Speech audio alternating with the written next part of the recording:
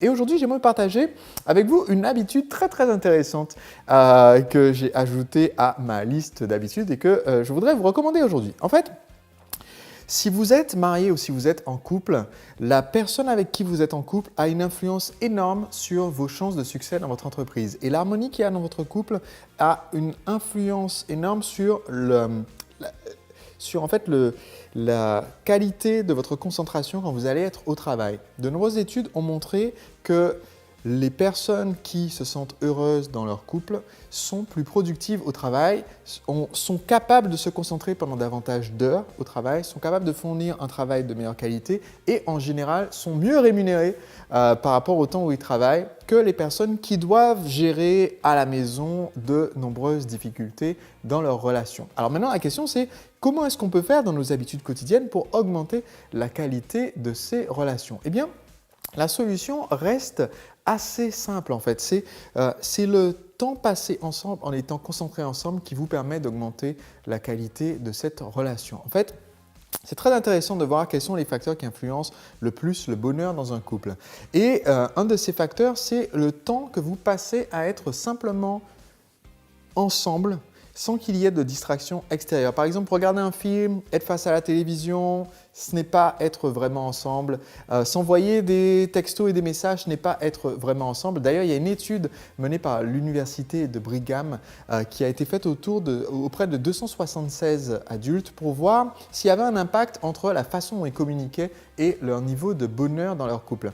Et en fait, ce qui est très intéressant, c'est que les personnes qui ont tendance à prendre des décisions, avoir des conversations sur des sujets importants ou résoudre des conflits via des textos. Si vous envoyez des messages à votre femme ou à votre mari ou à votre partenaire pour réussir à prendre ces décisions ou pour vous excuser, ça faisait aussi partie des questions de l'étude, les personnes qui s'excusent par texto, eh bien, sont bien moins heureuses dans leur relation de couple que les personnes qui le font en face à face.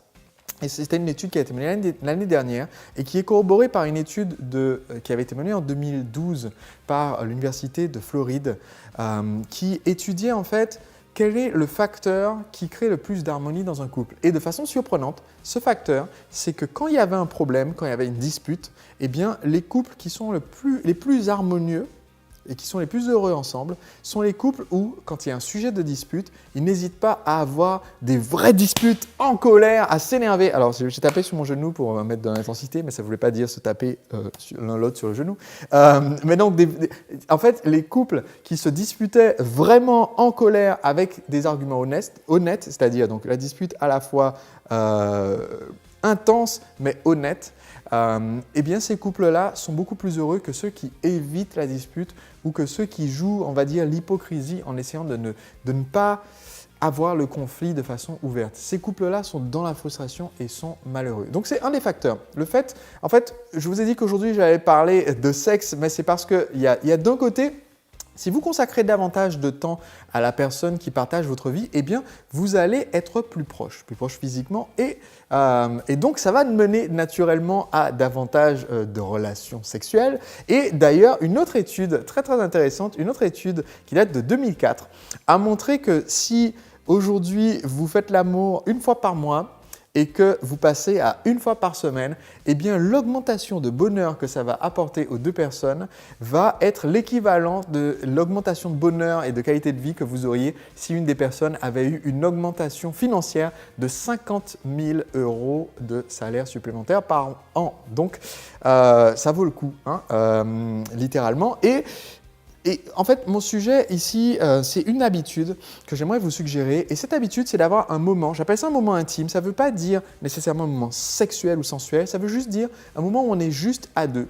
Et un moment intime pendant 45 minutes dans la journée. Autrement dit, trouver un temps dans la journée, c'est un peu moins d'un pomodoro. Je vous ai déjà parlé du principe de temps de travail de 52 minutes. Et là, voilà, c'est juste se dire, ok, on va se donner un temps où on est juste tous les deux.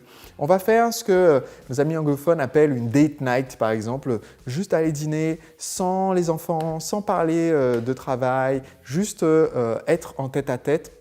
Et si vous prenez le temps de le faire tous les jours, vous allez voir que ça va augmenter considérablement la qualité de votre relation parce que vous n'avez pas tout le temps la tête dans votre travail ou la tête sur la gestion, comment on fait pour les enfants, etc. etc. Alors, vous le savez, je prends l'habitude, je vous montre à chaque fois mon score de mon application Habitlist qui permet de suivre mes habitudes.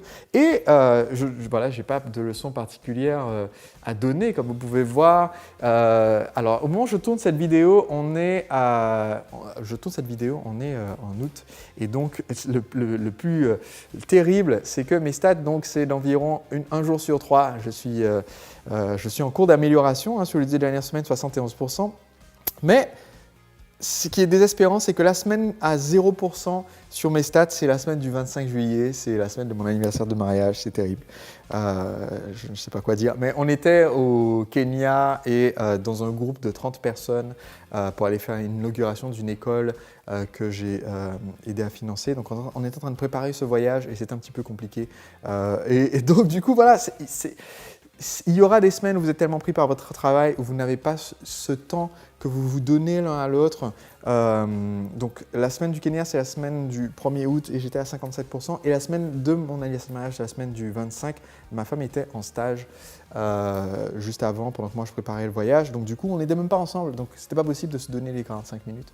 Et je ne suis pas un grand fan du téléphone, donc ça n'a pas marché. Mais si vous prenez l'habitude de le faire, dès que vous êtes ensemble, d'essayer de envoyer les enfants se coucher, d'essayer d'avoir une date night dans la semaine, d'essayer en fait de se donner ce temps où on mange ensemble, on prend le temps d'être vraiment ensemble, pas en train de regarder la télé, pas en train de lire un journal, pas en train d'être sur un téléphone à envoyer des messages à d'autres personnes, eh bien vous allez voir que ça va augmenter votre qualité de vie et donc la qualité du temps que vous pouvez aussi passer par la suite sur votre entreprise. Et aussi, vous allez être davantage soutenu par votre conjoint ou conjointe, ce qui est un effet secondaire nettement appréciable. Voilà.